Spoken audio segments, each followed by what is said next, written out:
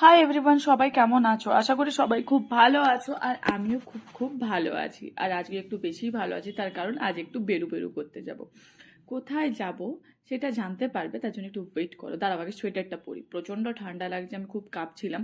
কেউ বলবেন এটা নভেম্বর চলছে, কারণ কার্তিক পুজোর পরের দিনের ভিডিও আপলোড করতে একটু দেরি হচ্ছে। তো যাই হোক, কোথায় যাচ্ছি জানতে পারবে, ভিডিওটা দেখতে থাকো। তো দুজনাই রেডি হয়ে গেছি আমরা, আর আমি রেডি হয়ে এখানে আমি মোবাইল নিয়ে ক্যাত মারছি, আর উনি ওইদিকে ব্যাগ গোছাচ্ছেন।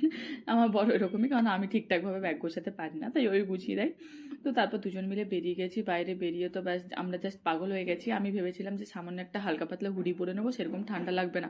বাইরে বেরিয়ে রীতিমতো কাঁপছি, মানে এত ঠান্ডা লাগছে। আর দেখতেই পাচ্ছ চারদিক পুরো কুয়াশায় ভরে গেছে, বাট হ্যাঁ দেখতে সত্যিই খুব সুন্দর লাগছিল পরিবেশটা। দুদিকে সবুজ পুরো গাছ, আর পুরো গাছগুলো কুয়াশায় ঢাকা। সত্যি কথা মানে দারুণ, মানে দারুণ। আমি এরকম জিনিস বছরে একবার দুবার দেখি, কারণ আমার ভোরবেলায় ওঠাও হয় না, আমি জানিও না, মানে দেখি না। তো যাই হোক, বকবক করতে দেখো চলে এসেছি ফেরিঘাটে। আর আমার সত্যি কথা ফেরিঘাট পেরোতে প্রচণ্ড ভালো লাগে। আর আমাদের মানে আমাকে রেল মানে সোদপুর থেকে ধরা যায়, বাট আমি যেহেতু শাওড়াফুল ইউজ করি মাঝে মাঝে বাড়ি যাওয়ার সময়, তো তখন আমাকে ফেরিঘাট পার করতে, আর আমার প্রচণ্ড ভালো লাগে ফেরিঘাট পেরোতে। তো তারপরেই আমরা স্টেশন পৌঁছে যাওয়ার পর ট্রেনও চলে এসেছিলো, ট্রেনে উঠেও পড়েছিলাম। তো তারপরে হ্যাঁ ট্রেন থেকে নেমেও পড়েছি। এবার আমি ভাবছো কোথায় যাচ্ছি, তো শ্বশুর বাড়ি এসেছি, মানে ব্যাঙ্গালোর থেকে আমি বাড়ি এসেছি। তো একটু বাবার বাড়িতে না এলে হয়, আবার কখন দেখা হবে না হবে, তো সেই জন্য বাবার বাড়িতে এসেছি।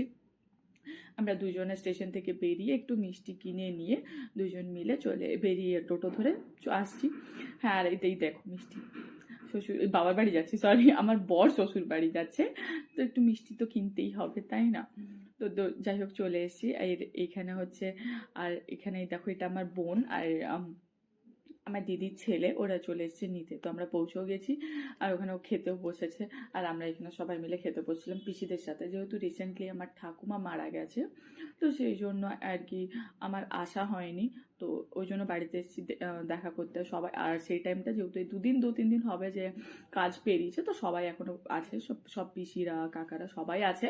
তো ওই জন্য সবাই মিলে একটু খাওয়া দাওয়া করছি, আর কিছু না, সবাই মিলে একসাথে হয়েছি। কারণ তারপর আমার সাথেও দেখা হবে না, ওই জন্য সবাই থেকেছে আমার জন্য দেখা হবে বলে। তো ওখানে সবাই খেতে বসেছে, আমরাও বসেছি। এটা হচ্ছে আমার জামাইবাবু, বড় জামাইবাবু, আমি মেজো, আর আমার ওই তো ছোটো বোন, আমি বলে দিলাম। তো আর এখানে আমরা সবাই মিলে একসাথে খেতে বসছি, কারণ আমাদের দেখাও হবে না, আড্ডাও হবে না। তো আর এখানে আমার দিদিও বসেছে, এটা হচ্ছে দিদি। ওকে আমি হট করে বলছি, ও হাঁ হয়ে গেছে।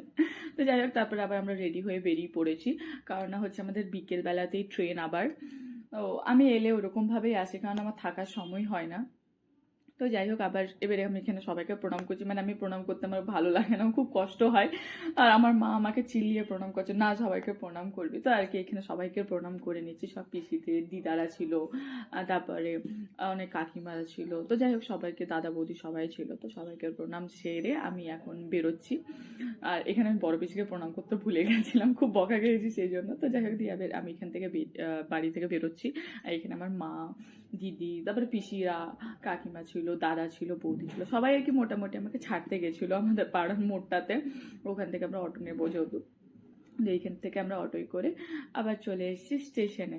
তো স্টেশনে দুজন মিলে বসে বসে প্রচণ্ড বোর হচ্ছি, ট্রেনের আসার নাম নেই। সকালে চলে এসেছি, কিন্তু এখন আবার লেট করছে। তো যাই হোক, আজকের দিনটা এভাবেই কাটলো। সো টাটা, দেখা হচ্ছে নেক্সট একটা অন্য ব্লগে। আর যদি ভিডিওটা ভালো লেগে থাকে তো লাইক শেয়ার সাবস্ক্রাইব অবশ্যই করবে। So bye bye.